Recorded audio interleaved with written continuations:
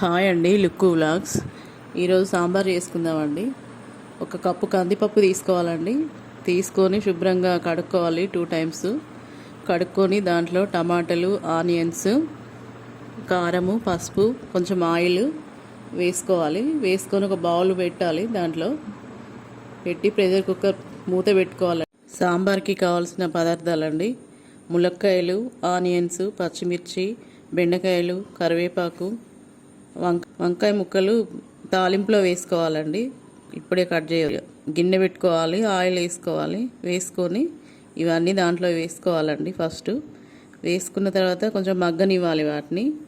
వంకాయ ముక్కలు కూడా తాలింపులో వేసుకోవాలి, ముందే కట్ చేసుకొని ఉంచుకోవద్దు. తాలింపులో వేసిన తర్వాత మగ్గిపోయిందండి. ఒక గిన్నెలో తీసుకుందాము.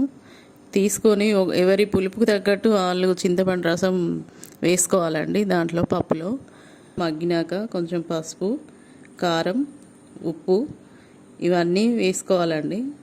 కారం ఫస్ట్ పప్పులో వేసుకున్నాం, దీంట్లో కూడా వేసుకున్నామండి. ఈ మగ్గిపోయిన ముక్కలన్నీ దాంట్లో కలుపుకోవాలి.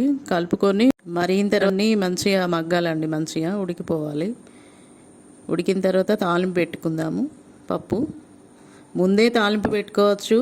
ఇవన్నీ ముక్కలన్నీ మంచిగా మగ్గినాక కూడా తాలింపు పెట్టుకోవచ్చు అండి. నేనైతే ఇవి మరిగినాక తాలింపు పెట్టుకుంటున్నా. ఒక గిన్నె పెట్టుకుందామండి. ఒక ఆయిల్ పోసుకుందాము.